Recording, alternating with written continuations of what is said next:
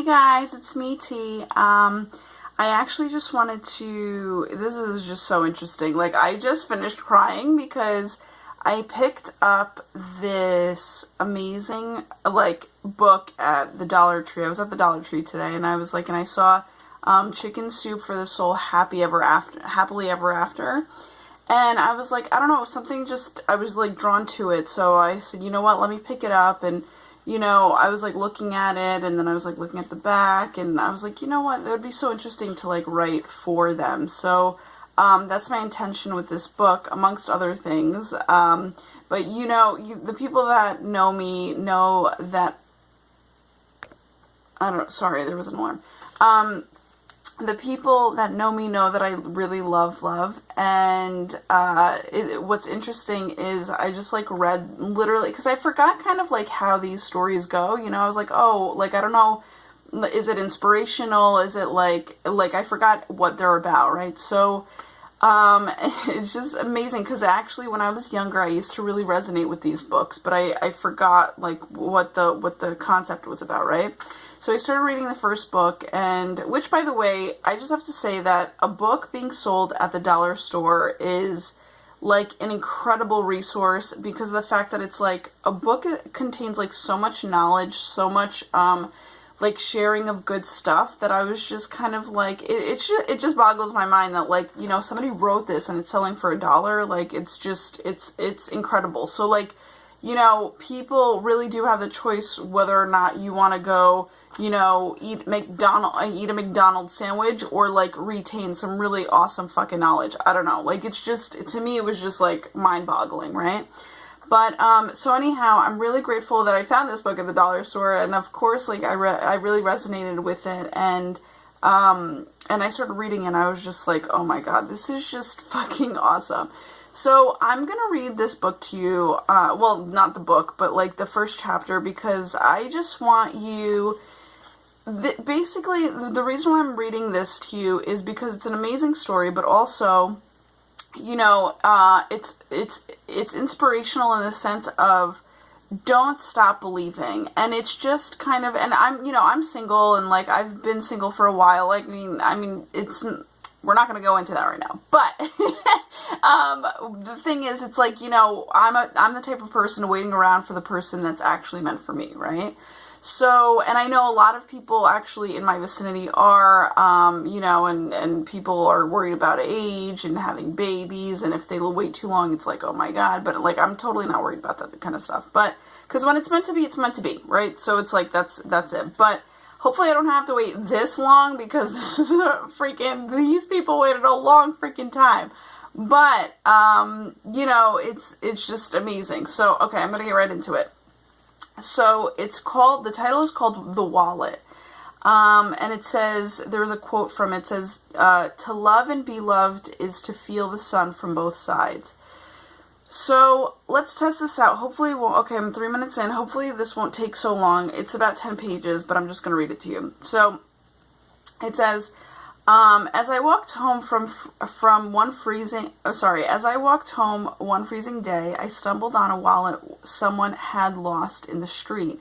I picked it up and I looked inside to find some identification so I could have called the owner. But the wallet contained only $3 and a crumpled letter that looked as if it had been in there for years. The envelope was worn, and the only thing that was legible on it was the return address. I started to open the letter, hoping to find some clue. Then I saw the date line 1924. It would have been cool if it was like 1972 or 1942 where it rhymed. And so anyhow, the letter had been written almost 60 years earlier. It was written in a beautiful feminine handwriting on a powder blue stationery with a little flower in the left-hand corner. It was a Dear John letter that told the recipient, whose name appeared to be Michael, that the writer could not see him anymore because her mother forbade it. Even so, she wrote that she would always love him, and it was signed Hannah. It was a beautiful letter, but there was no way, except for the name Michael, to identify the owner. Maybe it maybe if I called information, the operator could find a phone listing for the address on the envelope. Operator, I began. This is an unusual request. Thank you. I'm trying to find the owner of a wallet that I found. Is there any way that you can tell me if there is a phone number for the address that was on an envelope in the wallet? She suggested I speak with her supervisor, who hesitated for a moment, then said, "Well, there's a phone listing at the address, but I can't give you the number." She said as a courtesy, she would call the number, explain my story, and ask whoever answered if the person wanted her to connect me. Okay. Wanted her to connect me. Yeah, okay, that's how it said. That's how it's written. I waited a few minutes, and then a supervisor was back on the line. "I have a party who will speak with you." I asked the woman on the other end of the line if she knew anyone by the name of Hannah. She gasped, "Oh, we bought this house from a family who had a daughter named Hannah, but that was 30 years ago." Would you know where that family could be located now?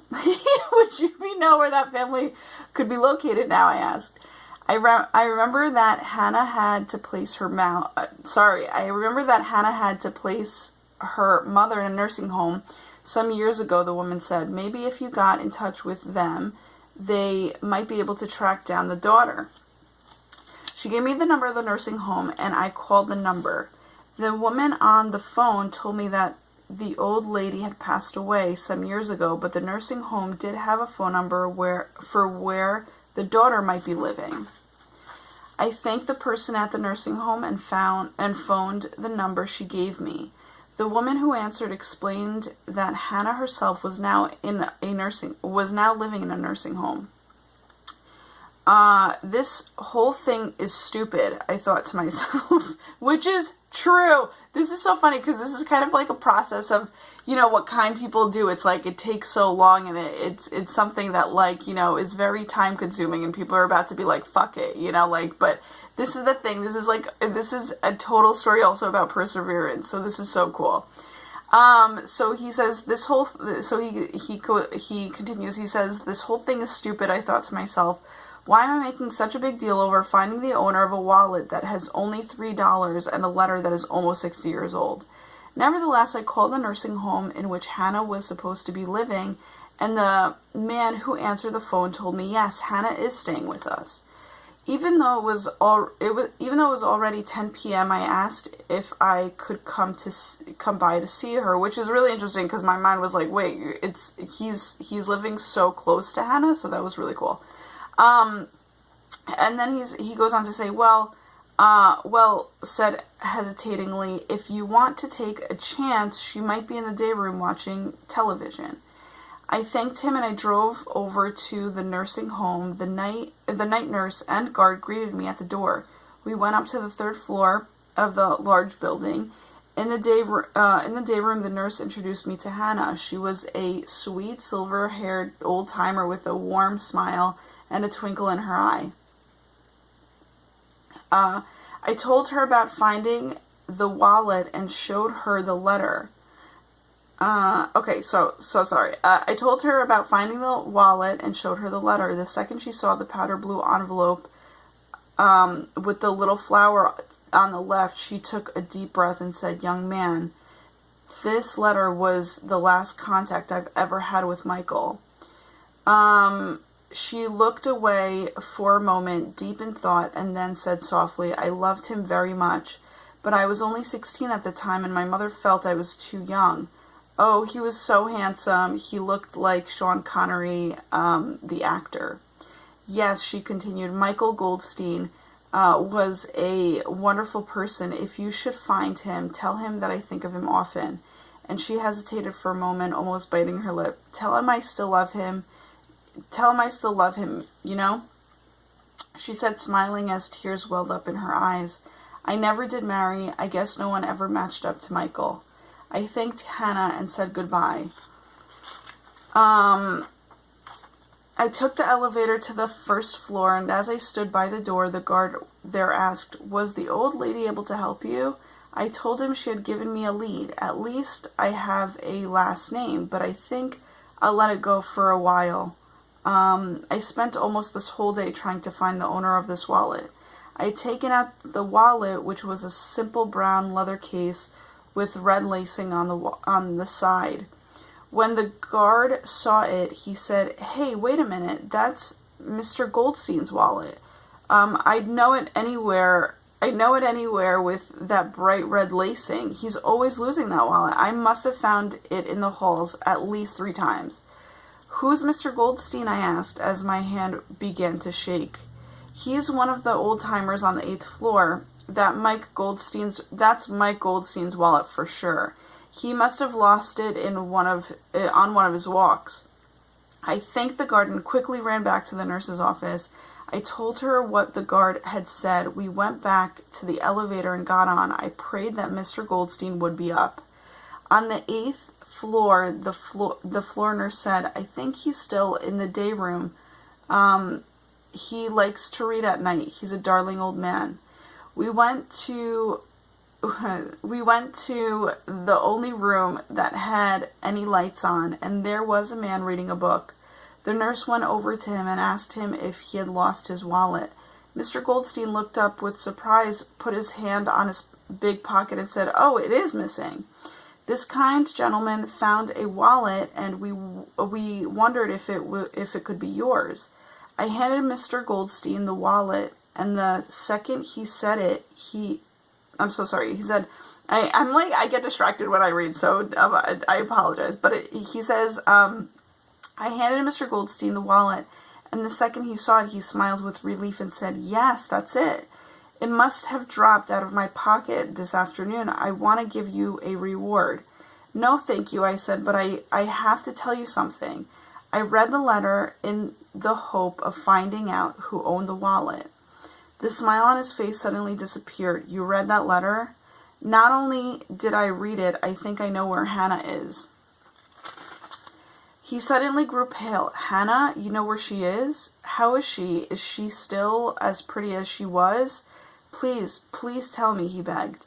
"She's fine, just as pretty as when you knew her," I said softly.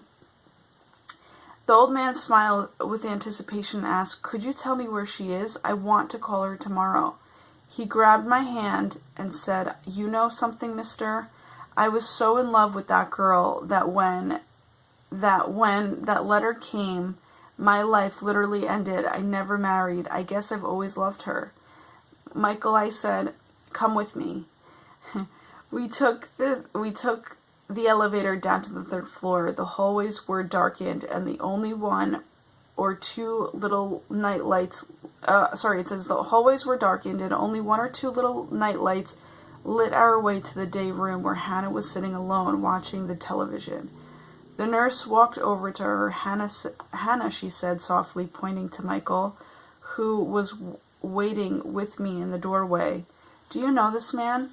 She adjusted her glasses, looked for a moment, but didn't say a word. Michael said softly, almost in a whisper, "Hannah, it's Michael. Do you remember me?" She gasped, "Michael! I don't believe it. Michael, it's you, my Michael." He walked slowly toward her, and they embraced. The nurse and I left with tears streaming down our faces. "See," I said, "see how the good Lord works. If it's meant to be, it will be." About 3 weeks later, I got a call at my office from the nursing home. "Can you break away on Sunday to attend a wedding? Michael and Hannah are going to tie the knot." It was a beautiful wedding with all the people at the nursing home dressed up to join in the celebration. Hannah wore a light beige dress and looked beautiful.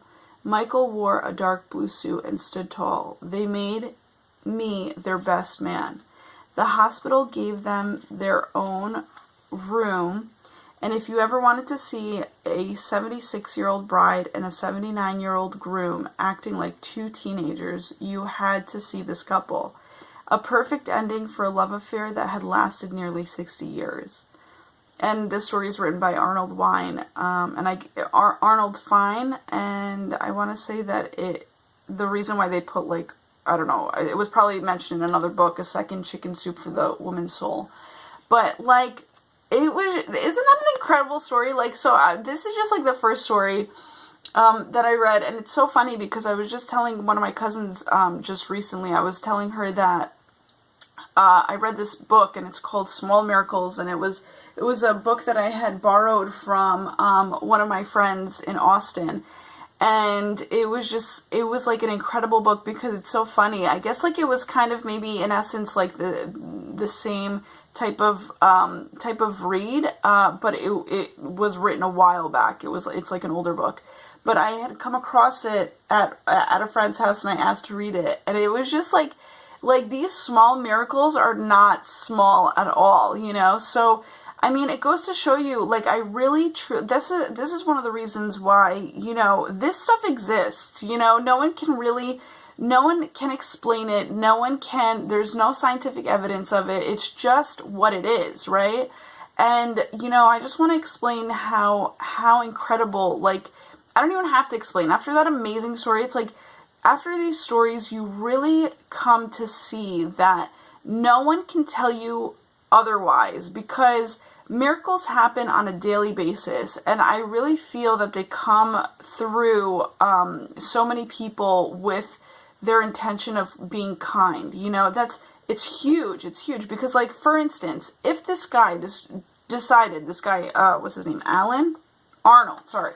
If this guy Arnold were to choose not to take the $3 and, like, throw that fucking wallet out, blah, blah, blah, going with his lower self, you know, aspect, you know, following his lower aspect of himself, instead of actually behaving from a the higher self, which is basically what it is. You always want to be performing at your best. It's like, if he decided to take the route of the lower self, the fate of this, or the fate and the destiny of this couple would have been completely different. Like, it would. So my whole thing is, you have to trust that you, yourself, as an individual that you are placed here to create or to help in the aspect of miracles. But the only way that you could do that and to actually expect miracles for yourself is literally to help others and through your kindness, and then you'll see how the miracles work out. But, you know, I'm like, it's not even, the miracles are not even about you. It's about the aspect of, you know, you are well fed at the end of the day, knowing that you freaking, like, imagine this guy, like, this guy's world was just made. Like, Arnold had, out of his kindness, out of actually experiencing all of this entire story, his world, like, is completely made. It's like he doesn't even have to fucking eat for the rest of his life because he's so fulfilled in that essence, right? In that sense, sorry. So what I'm trying to say is, this is what I'm all about. This is where the power of life resides, and it's just one of those things where I just feel like you really have to do your best every day to be on a positive note, so you can literally uplift yourself and uplift others in the same way. You don't know how you're going to be used on a daily basis, but you need to trust it.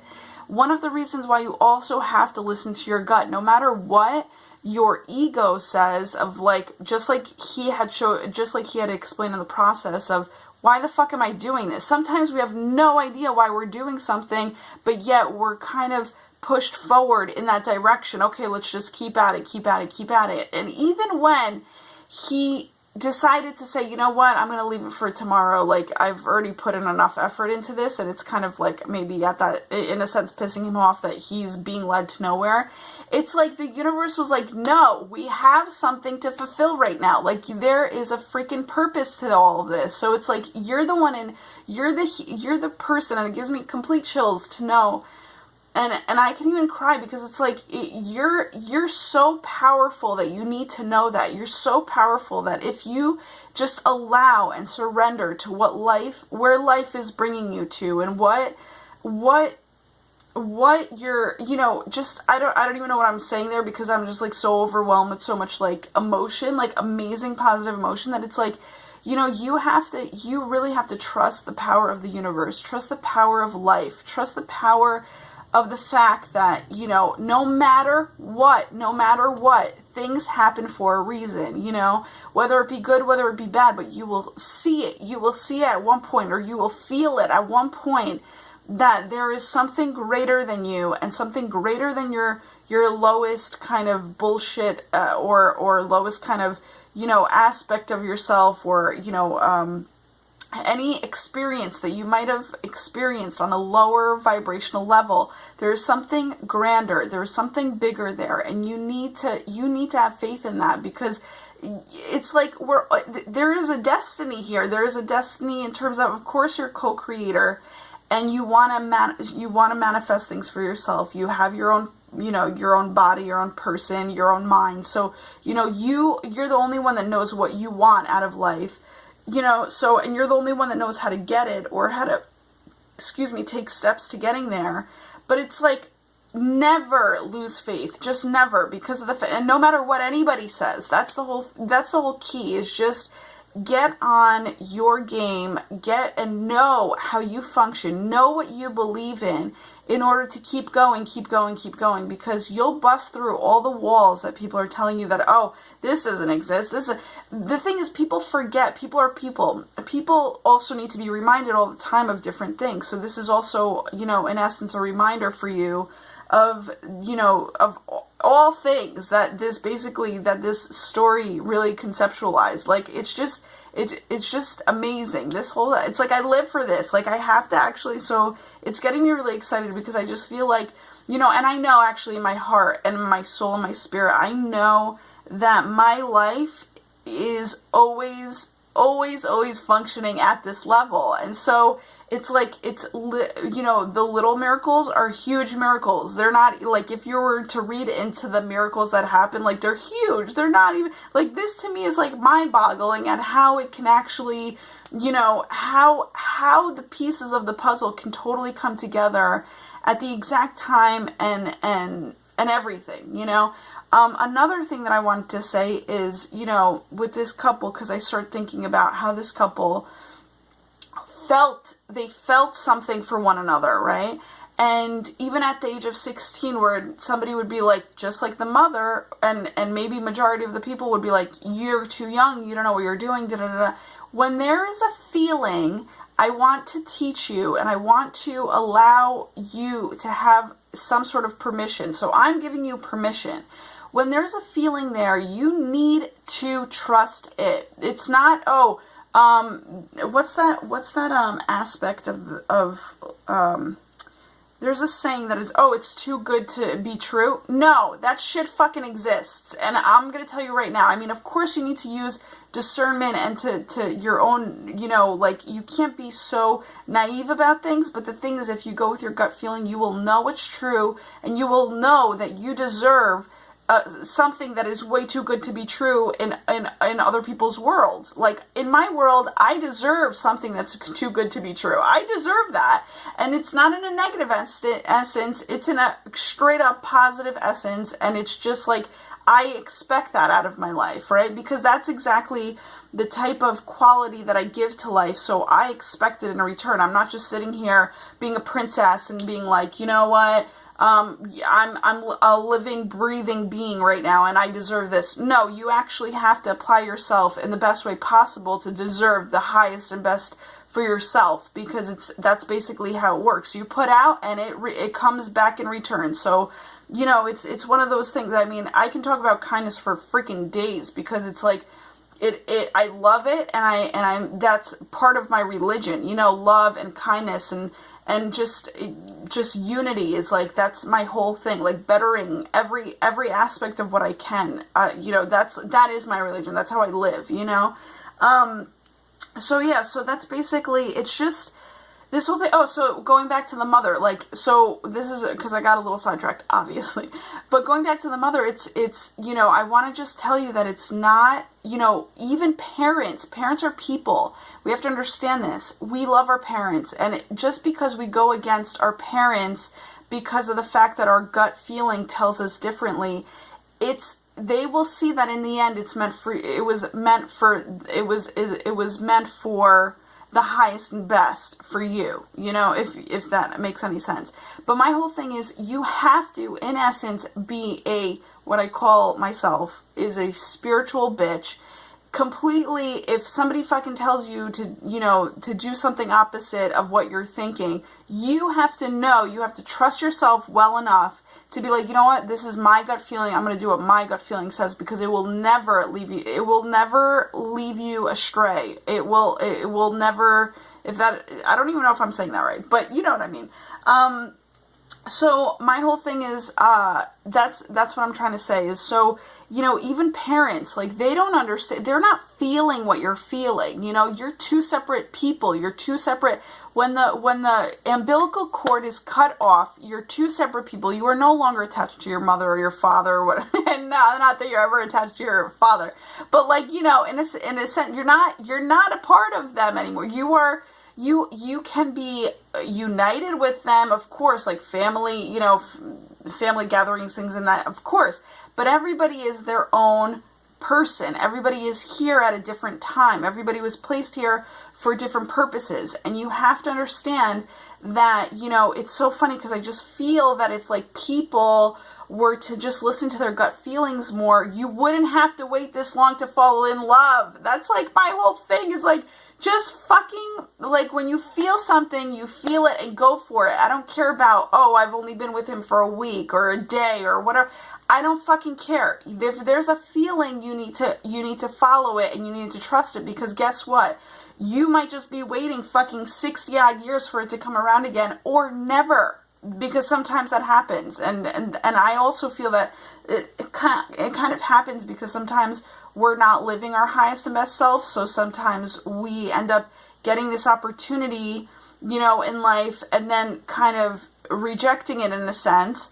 But then also, you know, we might turn out to be a different person as we grow, and then you don't get that second chance again because of the fact that you weren't living out of your best life. And so all of a sudden, you know, when you stop believing, when you stop, you know, being kind, when you become fucking miserable, you're not going to, because of maybe this incident, for instance, if it were to, you know, pan out a different way, then it's like, maybe the universe wouldn't have been like, you're deserving of this, you know? Some people also have different levels of worthiness and lovability and things like that, and it's just like, you know, it's fucking no-brainer stuff. This is what I'm trying to say. It's no-brainer, but it's so extremely powerful that you need to do this for yourself.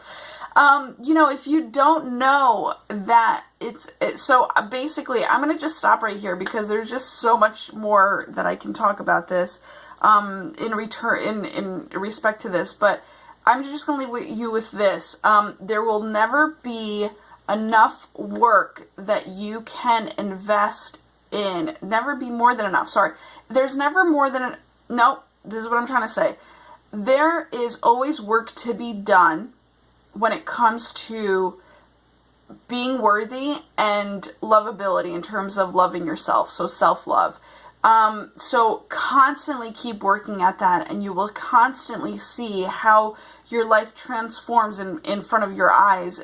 This way, it kind of supports your kindness, and it just kind of gains that momentum in life. So start there. That's basically what I'm trying to say. So I love you guys. Mwah. And I will talk to you soon.